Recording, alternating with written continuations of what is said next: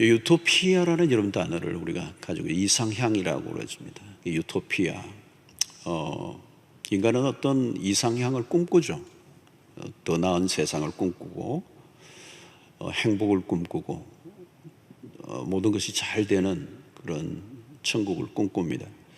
그러나 현실은 그렇지 않죠. 늘 복잡하고 어려운 때를 지납니다. 요즘처럼 이 복잡하고 어려운 때는 일상이 참 거려워요. 그죠? 전염병이 때문에 지금 더 혼란스럽지만 전염병이 아니라고 그래도 이 세상은 다양한 이슈와 그 사건, 사고들이 끊임없이 일어나고 있습니다. 어떻게 보면 평안한 날이 별로 없어요. 이런 때에 우리가 어떻게 사는 게 잘 사는 건지, 어떻게 하면 이 혼란한 세상 속에 빠져들지 않고 믿음을 지키며 살아갈 수 있을까? 그래서 우리는 이 답을 성경을 통하여 얻기를 원합니다. 오늘 이 본문은 바울이 이 골로새 교회의 성도들에게 주신 권면들인데요, 15절을 보면 그리스도의 평강이 너희 마음을 주장하게 하라. 너희는 평강을 위하여 한 몸으로 부르심을 받았나니 너희는 또한 감사하는 자가 되라. 여기 평강이라는 단어가 눈에 띕니다. 평강, 그렇죠?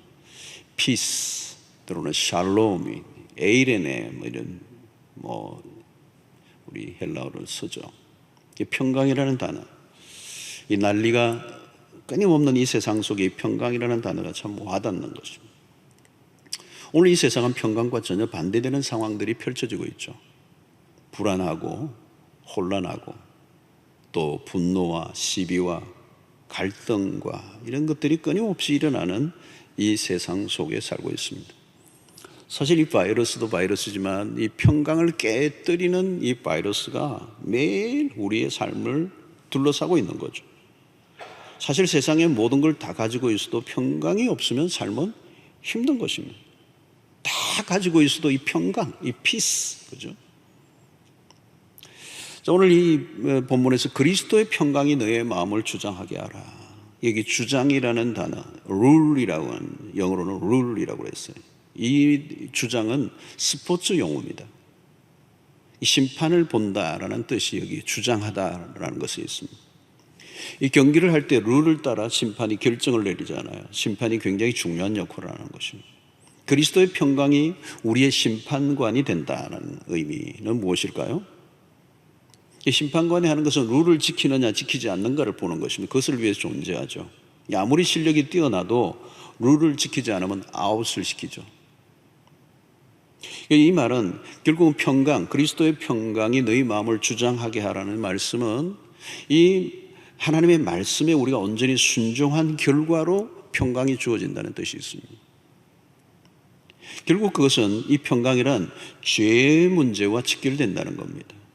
어떤 상황 때문에 평강이 깨어지는 게 아니라 죄가 하나님과의 거리를 멀어지게 하고 하나님과의 관계가 깨어지면 평강이 사라진다는 거예요. 이 죄는 결국 하나님보다 다른 것을 더 신뢰하는 것을 말하는 거죠.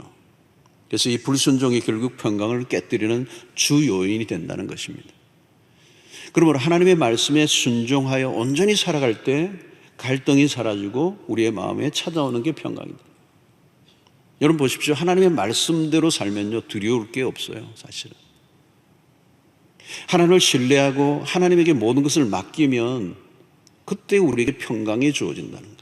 결국은 평강을 얻는 길은 하나님의 말씀으로 돌아가는 길이라는 거예요. 지금 말씀의 기준에 따라 살아가고 있는가, 그걸 점검해 보는 거죠. 성경은 예수를 믿으면 아무 일이 일어나지 않는다는 약속을 한 적이 없습니다. 그러나 약속한 게 있는데 그게 평강이에요. 그리스도의 평강이 우리의 마음을 주장하면 어려움 중에서도 이겨낼 수 있다. 그러므로 이게 필요한 것은 무엇입니까? 오늘 이게 그냥 평강이라고 얘기하지 않고 그리스도의 평강이라는 거예요. 자, 그리스도의 평강이 어떤 것입니까? 요한복음 14장 27절의 말씀이에요. 평안을 너에게 끼치노니 곧 나의 평안을 너에게 주노라. 내가 너에게 주는 것은 세상이 주는 것과 같지 아니하니라. 너희는 마음에 근심하지도 말고 두려워하지도 말라.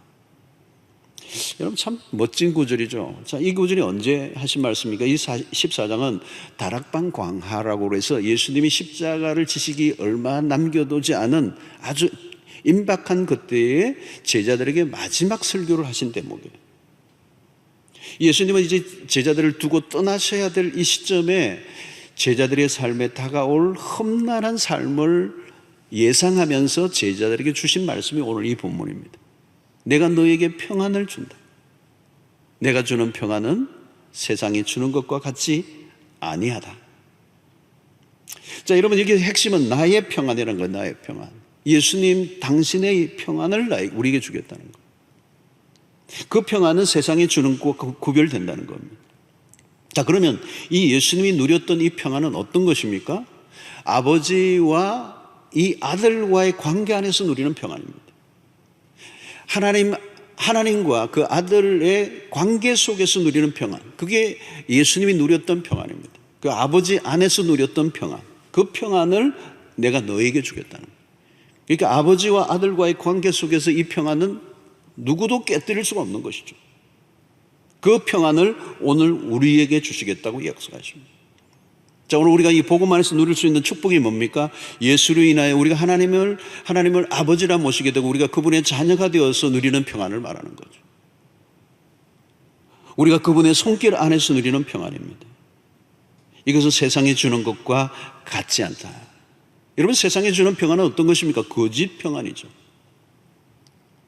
평안을 주는 듯 하지만 금방 깨어져 버리는, 한순간에 사라져 버리는, 있는 것 같은데 한순간에 사라져버려요. 마치 비닐하우스 같더라고요. 비닐하우스가 이게 막아주고 바람을 다 막아주는 것 같지만 바람이 거세게 불면 다 날아가 버리고 안에 앙상하게 남아있는 그런 모습들. 보호막이 너무 얇은 거죠, 여러분. 주님이 주시는 평안은 단순히 감정적인 게 아니라는 겁니다. 우리가 구할 것은 그러므로 그리스도의 평강이라는 거예요. 만약 주님이 주시는 평강이 없다면 신자들은 밀려드는 이 어려움에 파묻혀 버리고 말 것입니다. 그리스도의 평강이 우리의 마음을 주장하면 요동치지 않는다는 겁니다. 근데 우리의 감정은 수시로 요동을 칩니다. 비가 뭐 조금 와고 날씨가 좀 우중충하기만 해도 금방 우울해져. 누가 한마디 비난을 해도 그냥 지옥같이 살아가는. 일상에서 우리의 삶을 압박하는 것들이 얼마나 많습니까? 매일 우리의 삶이 장애물 경기를 하는 것 같아요. 긴장을 늦출 수 없습니다. 초긴장, 극도의 불안감이 우리의 삶을 끊임없이 밀고 들어오는. 그런데 이러면 어떻게 무슨 재간으로 우리가 이겨낼 수가 있겠습니까? 그리스도의 평강. 그리스도의 평강. 상황은 분명히 어렵고 잘 풀리지 않는데도 불구하고 이상하게 내 마음에 평안이 넘쳐 흐르는 것. 그게 그리스도의 평강입니다. 그리스도의 평강을 가지면 어떤 것도 침투할 수가 없는 거죠. 강력한 이 항체를 가지고 있는 것과 똑같아요.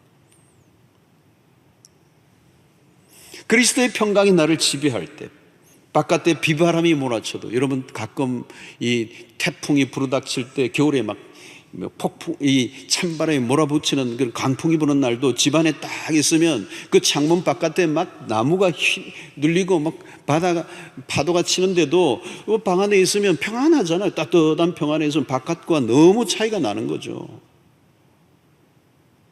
평소에 우리가 하나님 그리스도 안에서 누리는 평안이 그런 것입니다. 돈이 주는 그런 평안이 아니라, 세상이 주는 어떤 그런 평안이 아니라, 죽음의 공포가 몰려올 때 흔들리지 않는. 여러분, 우리가 붙들고 있는 것들이 얼마나 허접한 것들인지 평소는 잘 몰라요. 그러나 어려움이 닥쳐오면 실감이 납니다. 평소에 돈이 위력적인 것 같지만 마음의 평강을 지켜줍니까, 여러분? 돈이 많은데 왜 위장병에 걸립니까? 왜 심한 스트레스에 불면증에 빠집니까? 모든 것을 다 가지고 있어도 평강이 없으면 치명적인 결함을 가진 삶이 되는 거예요. 아무리 신념이 강하고 의지가 굳은 사람이라도 그리스도의 평강이 없으면 한순간에 무너질 수 있다. 오늘 여기 보십시오. 너희는 평강을 위하여 부르심을 받았나니. 무슨 뜻입니까? 그리스도인은 세상 속에 가진 사명입니다. 이게 그리스도인은 내가 평강을 누릴 뿐만 아니라 우리의 평강의 모습이 다른 사람들에게도 비춰질 때 그게 복음적 삶이에요. 세상은 불안과 공포와 염려와 근심에 사로잡혀 살아가고 있습니다. 하나님으로부터 멀어진 삶의 일상이에요. 평화가 없습니다. 그 평화가 없는 세상 속에 그리스도인들이 그 평강을 위하여 부르심을 받았다는 거예요. 우리가 하나님 안에서 평강을 누리고 있는 모습 자체가 복음이야. 여러분, 요즘 같은 때 여러분 전도가 필요해요. 평안이 없는 세상에 평안의 복음을 전해요.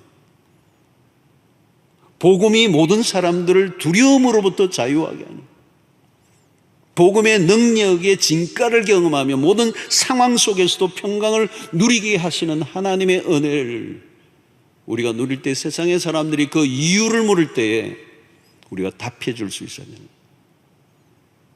사랑하는 성도 여러분, 그리스도의 평강을 누릴 수 있게 되기를 축원합니다. 그리스도의 평강만이 이 세상을 이기는 거예요. 상황에도 불구하고 그 상황을 이겨내는, 폭풍 가운데서도 날아오르는 이 평강,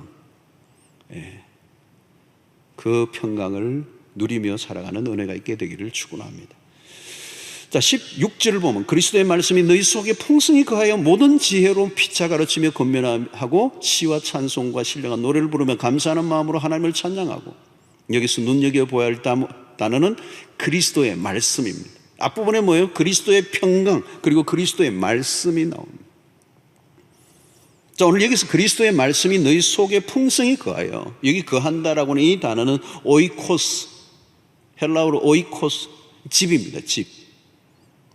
이 집이라는 단어에서 유래했어요. 그러니까 이 말은 우리의 생각 속에 하나님의 말씀이 집을 짓는다는 얘기입니다. 하나님의 말씀에 집을 짓는다. 우리의 생각 속에. 이 집을 짓는다는 이 표현은 뭡니까? 안방에 들어 앉는다는 말씀이. 말씀이 내 안에 생각 속에 손님처럼 잠시 있다가 사라져버리는 것이 아니라 아예 정착해 있는, 집을 짓는, 말씀이 너희 속에 풍성히 거하여. 여러분, 우리 안에 무엇을 채우느냐가 중요합니다. 무슨 책을 읽느냐, 뉴스를 얼마나 보느냐, 저런 사람들의 얘기에 어떤 귀를 기울이는가. 여러분, 세상의 귀를 기울이면요, 염려와 근심으로 채워질 가능성이 높습니다. 요즘은 뉴스도 마찬가지예요. 뉴스도 너무 많이 보면 안 돼요. 헤드 뉴스만 보면, 헤드 뉴스만. 전혀 볼 수는 없으니까. 왜 우리가 하나님의 말씀을 매일 묵상해야 합니까? 말씀을 우리 안에 채우는 작업이에요. 너희 속에 풍성히 거하며, 다시 말하면 말씀에 푹 젖는 것을 말하는 거죠. 여러분, 내 안에 무엇으로 채울 것인가? 우리의 삶을 결정하는 요소입니다. 우리의 하나님의 말씀은 위력적인 것이거든요. 그냥 하나님의 말씀을 읽는 게 아닙니다. 읽고 묵상하면 그 말씀이 우리 안에서 역사를 하는데, 그 역사는 어때요? 그 말씀의 능력이 우리 안에서 생명력을 가지고 다양하게 역사를 합니다. 요즘 AI 혁명을 얘기하는데, 이게 로봇, 인공지능 로봇 얘기하죠. 각 데이터를 집어넣으면 그 안에서 기가 막히게 작용을 해서 오묘한 융합이 일어나서 어떤 결과를 도출해낸다고 그러잖아요. 이게 밤 사이에 자고 난데도 이게 인공지능의 역사를 해서 어떤 기가 막힌 결과를 도출해낸다고 그래요. 여러분, 그 정도 수준이 아닙니다. 하나님의 말씀은 우리 안에 들어오면 데이터가 들어가는 정도가 아니라 생명의 말씀이 우리 안에 들어가서 하나님의 생명의 말씀을 우리 안에 집어넣으면 그 말씀이 우리 안에 역사를 하면서 생명력을 만들어내고, 어떤 말씀이 저절로 그 어떤 염려를 그냥 파괴해버리고 어떤 근심을 물리쳐버리게 하고 어두운 감정을 없애버려주고, 하나님의 말씀이 우리의 내면 속에서 다양하게 역사를 한다는 거예요. 놀라운 것입니다. 세상에서 밀려오는 그 부정적인 생각들이 우리가 밀고 올라오지 못하도록 하는 말씀이 우리 안에 채워질 때, 이게 어느 정도 채워지느냐가 따라 달라지는 것입니다. 말씀이 채워지지 않으면 다른 것으로 채워질 수밖에 없는 거죠. 세상에 돌아가는 복잡한 뉴스를 듣고 있다 보면 무슨 일이 일어납니까? 마음이 전쟁터가 되어버려요. 전쟁터. 저는 요즘 보면 이 핸드폰 같은. 현대인들이 핸드폰을 못 놓고 뭘 끊임없이 검색하고 끊임없이 확인하고, 뭐 그걸 안 보면 무슨 세상이 뒤집어지는 줄 알고. 요즘 노모포비아라고 하는 신조어 여러분 아세요? 노모포비아라는 단어가 있어요. 이게 뭐냐면 모바일 결핍 공포증이에요. 모바일이 없으면, 이 핸드폰이 없으면 그냥 그냥 불안하고 공포에 시달린다는 거예요. 여러분, 이 스마트폰은 이 시간 킬러일 뿐만 아니라 우리의 존재 자체에 악영향을 끼치는 부분이 더 많아요. 마귀가 우리의 마음을 자꾸 빼앗아가 버리는 거죠. 우리의 마음을 자꾸 도둑질해 가버리는 것입니다. 요즘은 사이버 공간이 가장 활발한 공간입니다. 요즘 그래도 이 사이버를 통해서 우리 예배를 드릴 수 있다는 이 놀라운 은혜를 우리가 누리고 있습니다만은, 이 집에 있다 보면 전부 핸드폰을 들고 시간을 보내기가 일수, 이것저것 기울이다 보면 시간이 이게 금방 지나가고요. 피곤해져요. 우리에게 유익한 정보도 주지만 정보가 부족해서 우리의 삶이 부족한 것은 아니거든요. 힘든 게 아니거든요. 오히려 과다한 정보가 우리를 더 혼란하게 만드는 거예요. 여러분, 우리에게 진짜 필요한 것은 정보도 아니고요, 지식도 아니고요, 우리의 영혼을 살리는 하나님의 말씀입니다. 그리스도의 말씀이 우리 안에 충만히 거하게 될 때 어떤 일이 일어나는 거예요? 우리 안에 그리스도가 충만하게 되는 것입니다. 그리스도의 말씀은 곧 그리스도예요. 그리스도에게로 이끌어주는 것입니다. 그리스도에게 관심을 집중하게 하는 것입니다. 그리스도를 더 알아가게 하는 것입니다. 골로새 교회 안에서는 거짓된 가르침들이 있었습니다. 거짓된 가르침의 특징이 뭐냐면 그리스도로부터 이탈하게 만드는, 하나님의 말씀을 가까이 할수록 우리 안에서 그리스도가 갈수록 커져가는 것입니다. 신앙생활의 핵심이죠. 우리가 바라보고 따라야 할 유일한 분은 그리스도여야 한다는, 그러면 길을 잃지 않게 되는 것입니다. 그리스도를 따르면 어떤 어려움 속에서도 이겨냅니다. 신앙의 기쁨과 신앙의 힘은 그리스도로부터 주어지기 때문에 그 말씀이 그리스도로 이끌어준다는 것입니다. 그래서 오늘 그리스도의 말씀이 충만하다, 너희 안에 충만히 거하게 한다는 말은 그리스도가 충만한다는 말과 같은 말이에요. 우리 안에 말씀이 풍성히 거하게 하는 일은 세상 속에 사는 우리에게 가장 중대한 싸움 중에 하나입니다. 우리가 여기에서 밀리면 세상에 우리의 마음이 빼앗기고 말 것이고, 그러면 결국은 우리가 그리스도로부터 벗어나게 됩니다. 그래서 저는 요즘 참 이 핸드폰이 문제예요. 핸드폰 이걸 좀 어떻게 해서 우리 자녀들도 아마 요즘 가정에 있으니까 이거 싸움이더라고. 그게 게임이 있고 다 있으니까 이게 보통 문제가 아니에요. 이 핸드폰에서 좀 떼어내고 성경을 손에 쥐어지게 하는 이 훈련, 검색창을 찾기보다 은혜로운 성경 구절을 더 많이 찾도록 하는 거, 말씀 읽기와 암송과 묵상과 필사와 이 공부를 하며 보세요. 다른 어떤 것보다 성경과 많은 시간을 보내보십시오. 요즘 특히 그렇습니다. 어려운 시간을 보낼 때 우리가 가장 그냥 소극적으로 있으면 안 돼요. 어려운 때일수록 우리는 그리스도의 말씀에 빠지는 시간을 이전보다 더 많이 가져야 해요. 말씀에 흠뻑 젖어드는 이 은혜가 있게 되기를 바랍니다. 뇌에 하나님의 말씀을 저장해야 돼요. 마음판에 하나님의 말씀을 새겨넣어야 돼요. 여러분, 그리스도의 말씀이 우리 안에 충만히 거하면 그 다음에 따라오는 게 뭘까요? 오늘 본문이 뭐니까 모든 지혜로 가르치며 권면하며, 이게 뭔가 하면 그리스도의 말씀이 우리에게 차면 흘러나온다는 것입니다. 말씀의 잔치는 나 혼자만으로 끝나지 않아요. 다른 지체들과 나누게 됩니다. 은혜는 채워지면 흐르게 된다는 겁니다.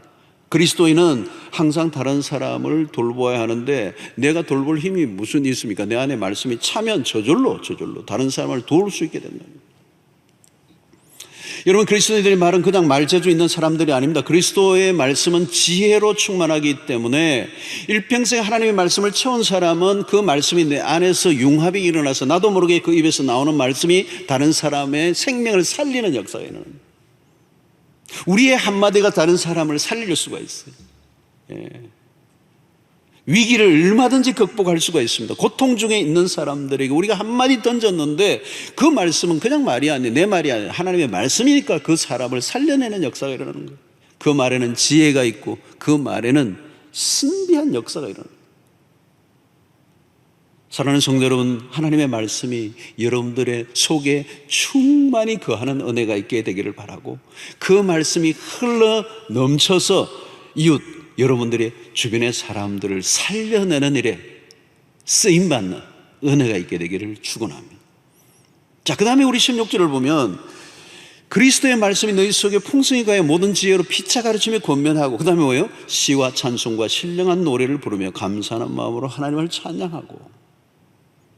자, 오늘 이 대목이죠. 시와 찬송과 신령한 노래를 부르며 감사하는 마음으로 하나님을 찬양하라. 예배의 삶입니다. 핵심이죠. 모든 걸 가능하게 하는 것. 가장 핵심의 센터에 예배가 있습니다. 아무리 힘들어도 살아있는 예배가 있으면 어려움을 이겨냅니다. 예배를 잃으면 다 잃는 것입니다. 초대교회 상황이 어려웠죠, 여러분. 초대교회에 핍받기에는 어땠습니까? 예배를 드리는 것 자체가 위험해요. 모이면 급습을 해가지고 잡아 가두고 죽이는 때가 있었기 때문에. 예배를 드린다는 것은 지금 우리는 코로나 때문에 못 모이지만요, 1세기의 핍받기에는 모이는 사람들을 모이지 못하게 해요. 모이면 핍박을 받기 때문에. 그런데 여러분, 초대교회는 어때요? 모임을 포기하지 않았어요. 예배를 포기하지 않았어요. 기독교 공동체의 핵심이 모임이에요. 모임. 교회에 모이는 거예요. 지금은 어쩔 수 없는 상황이지만, 그러나 이 기간에 지나 우리가 더욱더 강력한 예배를 하나님 앞에 드려야 되죠. 신자는 예배가 살면 신앙이 살아납니다. 어려움 속에서도 불사조처럼 일어납니다. 환난을 뚫고 나가는 힘이 예배를 통하여 주어져요.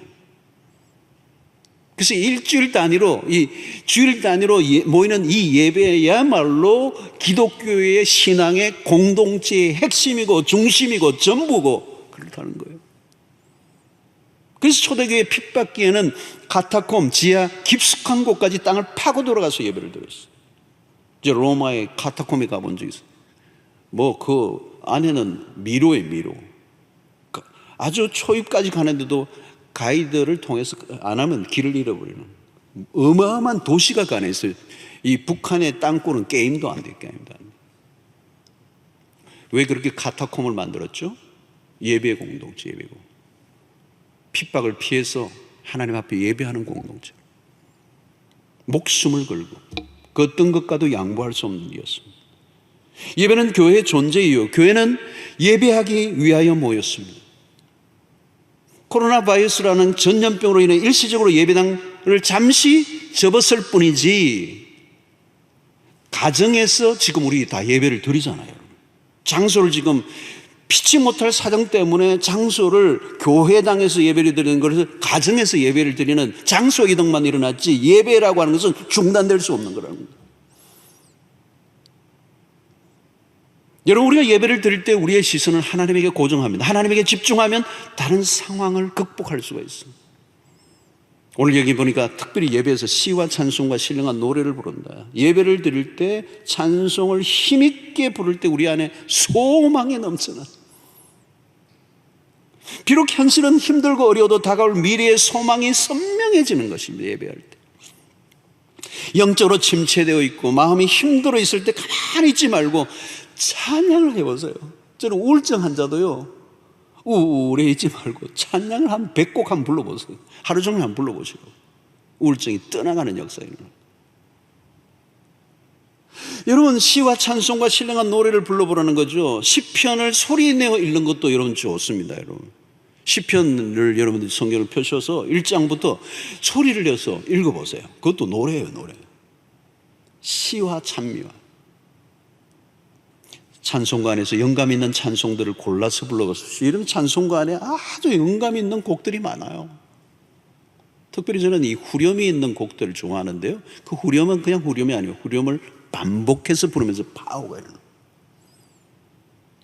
요즘 사회적 거리두기를 강조하고 감염에 대한 두려움 때문에 바깥에도 못 나가요. 모두가 집안에서 TV를 보는 시간이 많아지고 요즘 보니까 프로그램 중에 인기 있는 게 미스터 트롯이라는 게 인기를 얻는데요.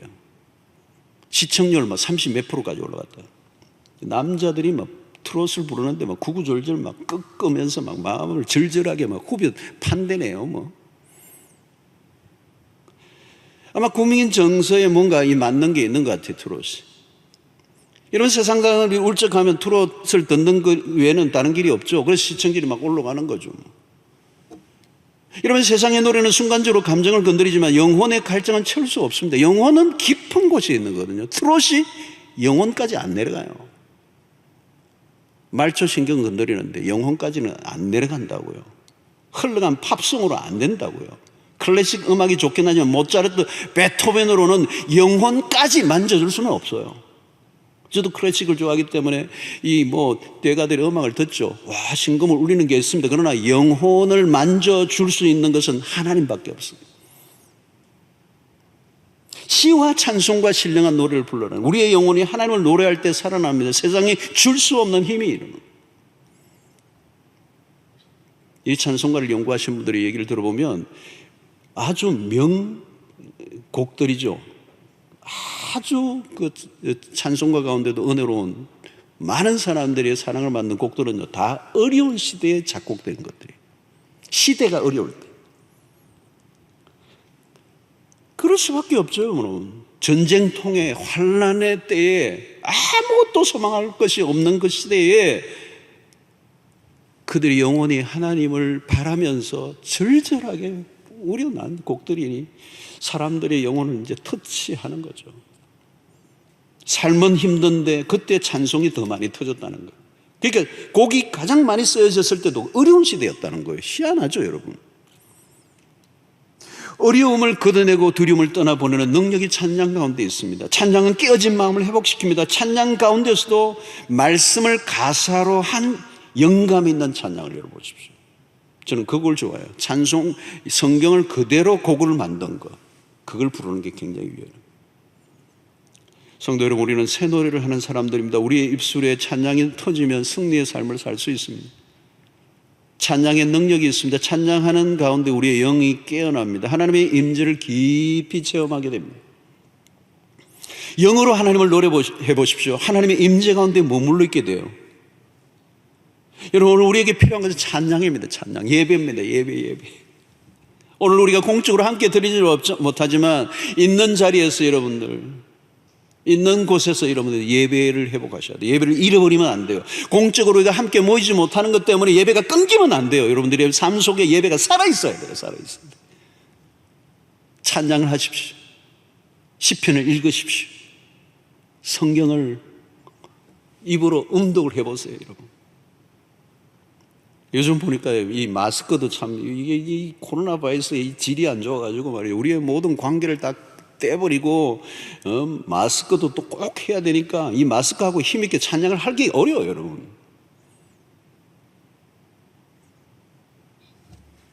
우리가 평소에 누렸던 특권들을 다 빼앗아가 버렸어. 이럴 때 우리는 원망과 짜증과 분노가 일어날 수 있습니다. 그 대신에 우리는 뭐예요? 찬양을 해야 돼요.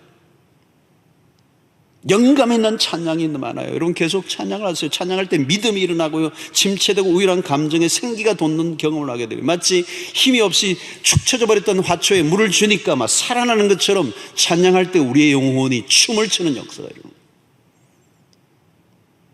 저는 새벽에 어떤 때는 그냥 잠잠히 혼자 있을 때는 찬양할 때가 많아요. 찬양할 때 내 영이 막 열리는 거죠. 찬양할 때 내 영이 막 열리고, 어떤 때는 제가 작곡도 합니다, 새벽에. 그려야 되는데 그냥 이 명곡이 될 것 같은데 그냥 지나갑니다만은 새벽에 하나님 그냥 웅얼거리는 거예요. 하나님을 찬양하는 노래를 부르는 거예요. 성도 여러분, 하나님을 높여드리십시오. 하나님의 위대하심을 찬양해 보십시오. 예배는 하나님의 주권을 찬양하는 일입니다. 그리스도가 주이심을 선포하는 게 예배예요. 찬양이죠. 모든 것을 통치하시는 분은 하나님이십니다. 코로나로 온 세상에 난리가 났지만 그럼에도 이 모든 것 역시 하나님의 주권 안에 있음을 우리는 믿습니다. 하나님은 언제나 하나님이십니다. 하나님은 우리의 완전하신 왕이시고 아무리 어려운 상황이라 할지라도 하나님은 찬양받기에 합당하신 분이십니다. 이게 우리의 찬양인 거죠. 하나님의 권능을 찬양하십시오. 하나님을 높여드릴 때 우리는 환경에 짓눌리지 않고 우리의 시선이 하나님께로 끌어올려지고 세상을 이기는 힘이 그 안에서 흘러나오는 것입니다. 지금 집에서도 예배를 드리지만 바라기는 다시 우리가 하나님께 모여 예배할 때 전심을 다하는 참된 예배의 그날이 오게 되기를 간절히 바랍니다. 자, 오늘 그리스도의 평강이 넘치고 그리스도의 말씀이 우리 안에 역사를 하고 예배가 살아날 때 우리 안에서 무슨 일이 일어납니까? 17절에 보니까 또 무엇을 하든지 말이나 일이나 다 주 예수 이름으로 하고 그를 힘입어 하나님 아버지께 감사하라. 자, 오늘 이 본문 15절, 16절, 17절 세 절을 읽었는데요, 여러분 세 절을 다 읽어보면 모두 한 번도 빠지지 않고 나오는 반복되는 단어가 감사입니다. Thanksgiving. 자, 이 짧은 구절 안에 감사가 세 번 나와요. 자, 그런데 헬라 원어로 보면 같은 단어는 아닙니다. 한 단어는 은혜라는 단어예요. 같은 표현이죠. 은혜라는 말도. 은혜 안에 있을 때 우리는 감사할 수 있어요. 그리스도의 평강이 우리의 마음 안에 평강을 주실 때 따라오는 게 감사예요. 자, 감사는 현재 주어진 일상을 긍정적으로 받아들이는 것입니다. 요즘 같은 때에 감사가 참 어렵죠. 감사가 참 어려워요. 이런 시대가 아니라도 우리는 우리 사회 전체 이 오늘의 문화를 뒤덮고 있는 것은 감사와 거리가 멀죠. 감사의 삶이 찾기가 어려워요. 자, 근데 이 감사와 평강은 연결되어 있습니다. 그리스도의 평강이 주장할 때, 그리스도의 말씀이 우리 안에 거할 때, 시와 찬송과 신령한 노래로 채워질 때 비로소 우리는 하나님께 감사할 수가 있습니다. 우리는 일상을 살다 보면 쉽게 감사를 잃어버립니다. 감사를 잃어버리면 감사하지 않는 것으로 끝나지 않아요. 삶의 귀중성을 잃어버립니다. 감사란 귀중성을 깨달을 때 오는 겁니다. 그냥 무심코 지나쳤는데 알고 보면 그냥 지나칠 수 있는 게 하나도 없다는 것을 깨닫는 순간 우리가 뭐예요? 감사가 나오는 거잖아요. 요즘 뼈저리게 느끼는 게 뭡니까? 일상의 그 작은 것들 하나하나가 얼마나 감사할 수밖에 없는 것이었는가. 그죠? 요즘 그걸 느끼는 거예요. 일상에 평범하게 누렸던 그것들이 얼마나 감사해야 될 것인가. 그렇게 흐드러지게 늘어져 있는 것을 내가 마음껏 우리가 누리지 못하는 것들이 있잖아요. 그죠? 그래서 우리가 요즘 그거죠. 평소에 참 감사가 없었구나. 감사해야 되는데 감사하지 못하고 살아. 감사할 게 너무도 많았는데 감사하지 못하고 살았구나. 요즘 온 가족들이 집안에 함께 사는 시간이 많아졌습니다. 주부들이 수고가 많아졌어요. 여러분 보니까 주부들도 이제 압력이 막 올라가고 있어요. 막 게이지가 막 올라가고 있어요. 삼시세끼 막 완전히 밥 해먹이는 게 이게 보통 일이 아니거든요. 감사를 표현하세요, 여러분. 가족 여러분들. 밥을 먹고 나면 고맙습니다. 자녀들도 우리 엄마에게 우리 엄마가 해주는 밥이 최고예요. 감사하다고 이렇게 해야 되는데 한마디도 안 하니까 야, 좀 감사하다고 한마디 좀 해라 그러니까 맛은 없는 거 억지로 먹어준다고 애를 썼는데 엄마가 감사하라고 그래요. 이런 소리 나고. 여러분, 우리는 감사함을 모르는 이 세상을 살고 있습니다. 감사가 희귀해졌어요. 오늘 이런 어려운 시대에 살면 더 우리를 압박하는 분노의 게이지가 올라가고 불평이 더 가속화하고, 그래서 우리는 불평을 쏟아낼 대상을 찾고 있고 그 표적을 만나기만 하면 모든 분노를 다 쏟아내어서 자기의 그 화풀이를 해내는 이런 시대 속에 우리를 살고 있어요. 여러분, 우리는 이 세상의 불만족과 불평의 문화를 깨뜨리는 일을 우리가 해야 돼요. 감사의 삶을 살아가는 것. 여러분, 우리가 감사의 삶을 살면 이 세상 속에 충격을 줘요. 왜? 세상은 그게 없기 때문이에요. 볼 수 없는 모습이에요. 우리는 작은 일에도 감사해야 돼요. 현재의 나, 그 자체로 감사해야 돼요, 여러분. 일상에 오늘 주어진 조건이 whatever, 무엇이든지 감사로 받아들이세요. 오늘이라는 시간이 얼마나 귀중한 시간이에요. 어제 죽었던 사람이 그처럼 살고 싶었던 내일, 그걸 오늘 내가 살고 있는 거예요. 여러분, 호흡한다는 것에 얼마나 감격이 있나요? 여러분, 호흡. 이번에 이 코로나도 호흡기 질환이죠. 호흡기 질환. 호흡한다는 거. 요즘 미세먼지도 많은데 맑은 날 공기만 조금만 좋아도 여러분 이게 그 마시면서 그 감격해야 돼. 감격해. 두 다리가 있다는 거, 걸을 수 있다는 거, 함께 할 수 있는 이 공동체가 있다는 거, 이 무신론적 시대에서 내가 구원을 얻었다는 거, 복음을 알게 됐다는 거, 십자가의 도를 깨닫게 됐다는 거, 이 기가 막힌 거예요. 기가 막힌 거. Amazing Grace라는 말이 그 말이에요, 여러분. 오늘 우리의 주어진 이 공동체가 있다는 거. 요즘도 보니까 내가 차로 왔다 갔다 해서 교회 앞에 대놓고 한참 있다 가는 분들 많아요. 아마 교회 앞에서 차 안에서 이제 통성기도 하다가 가는 것 같아요. 어제도 보니까 한 대는요, 거의 1시간 앞에 대놓더라고. 그래가 떠나더라고. 내가 마음이 짠하더라고. 교회를 갈망하는 마음으로, 이 공동체, 이 교회, 우리가 주어진 이것들이 얼마나 소중한 것인가를 깨닫고, 어떤 분은 차를 몇 번 타고 교회를 오시는 분인데 주일날 못 오시는데 그 몇 번이나 타고 오는 그 수고를 마다하고 교회를 오신 분인데 교회 가는 분이 잘 못 오시니까 지금도 한 번씩 버스를 몇 번 타고 예배를 드리고 들어지도 못하는데 교회 보고 가시는 거예요. 어떤 분은 교회를 한 바퀴 돌고 있는 분들 계시고.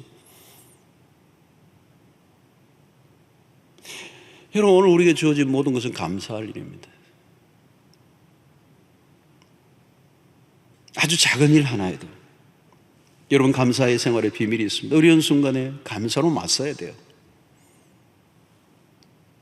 상황은 우리 마음대로 바꿀 수 없어요. 우리의 마음의 태도는 내가 바꿀 수 있어요. 오늘 여기 보니까 그를 힘입어 하나님께 감사하라. 그리스도의 힘을 힘입었어요. 사랑하는 성도 여러분, 그리스도의 평강이 우리의 마음을 주장하면, 그리스도의 말씀이 우리 안에 풍성히 거하면,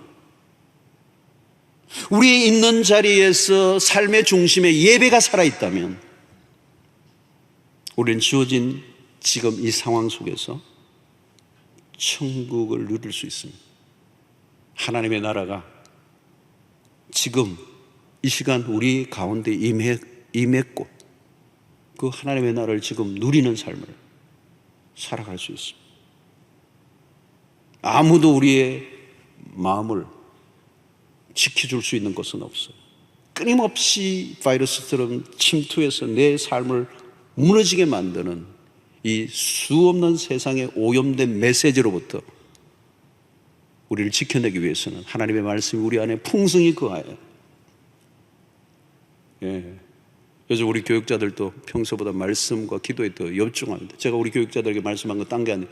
이 기간 동안에 우리 해야 될 것은 우리의 영적인 것들을 돌보고 우리 안에 하나님의 말씀을 풍성히 채우고 더 하나님 앞에 드리고 본질에 집중하고, 우리가 목사다워지는, 우리가 교육자다워지는 그 일들을 위해서 우리가 더욱더 주님 앞에 무릎 꿇는 그 위에는 길이 없다. 우리는 하나님의 말씀으로 채워지고 그리스도의 평강이 나의 마음을 주장해서 어떤 것도 흔들어 놓지 못하는, 그래서 내 주어진 상황 속에서 날마다 그 자리에서 예배를 드리고 어떤 상황에서도 하나님께 감사할 수 있다면 그것이 지상에서의 천국의 삶이 아니겠습니까? 오늘 이 말씀에 답이 있습니다. 오늘 우리는 개인적으로, 가정적으로, 사회적으로, 국가적으로, 아니 전 인류적으로 지금 유럽이 퍽퍽 뛰고 있는 거 보십시오. 미국도 이 선진국이라고 하는데 이탈리아가 여러분 선진국 아닙니까? 사망자가 끊임없이 일어나고 그냥 환자들이 입증하고 의료 시스템이 그걸 받쳐주지 못하고 지금 그냥 푹푹 무너져요, 여러분. 이게 아프리카라고 하고 지금 아시아권이 지금 남아있어요. 아시아권도 여러분 이게 폭풍의 눈입니다. 어떤 일이 일어날지 모르는 아시아권. 지금 여기 한번 터지면요, 이게 막 본물처럼 터지잖아요. 요즘 세계가 다 연결되어 있습니다. 우리의 미래를 알 수가 없는 거예요. 사랑하는 성도 여러분, 어려운 때를 살고 있습니다. 풍랑이 거셉니다. 이 마지막 때 오늘 우리의 믿음을 점검하고, 오늘 이미 예수 그리스도 오심으로 시작된 하나님의 나라, 그 나라를 우리가 먼저 누릴 뿐만 아니라 그 나라를 내가 경험할 뿐만 아니라 다른 사람도 경험하게 하는 그 삶을 살아가야 될 줄로 믿습니다. 세상은 늘 요동칠 것입니다. 우리는 그리스도의 평강이 우리를 주장하고 하나님의 말씀이 우리 안에 충만하게 채워지고 예배가 살아있고 작은 일들 속에서 감사를 놓치지 않는다면 우리는 이 세상에서 승리하게 될 것이고, 또 이것이 우리의 삶이 복음이 되어서 우리의 주변의 이웃 사람들에게 복음이 되어 우리도 그렇게 살고 싶다라고 하는 궁금증을 갖게 만드는 믿음의 삶을 살아가는 여러분들 되시기를 주의 이름으로 축원합니다. 기도하겠습니다. 하나님 아버지, 오늘도 말씀을 통하여 우리 혼란한 세상에 답을 얻습니다. 요동치는 이 세상의 한가운데서 하나님, 우리도 휩쓸려 갈 수밖에 없지만 우리를 이 환난 가운데서도 하나님의 나라가 무엇인지를 이 세상 가운데 드러내어 보여줄 하나님의 백성으로 부름을 받은 줄로 믿사오니 우리를 또 강건하게 하여 주시고 주의 평강으로, 주의 말씀으로, 주의 이름 안에서 승리하는 우리 모두가 될 수 있도록 은혜를 베풀어 주시옵시고 우리의 성도님들의 가정과 있는 곳에서 예배가 살아날 수 있도록 역사하여 주시옵소서. 예수님의 이름으로 기도하옵나이다. 아멘.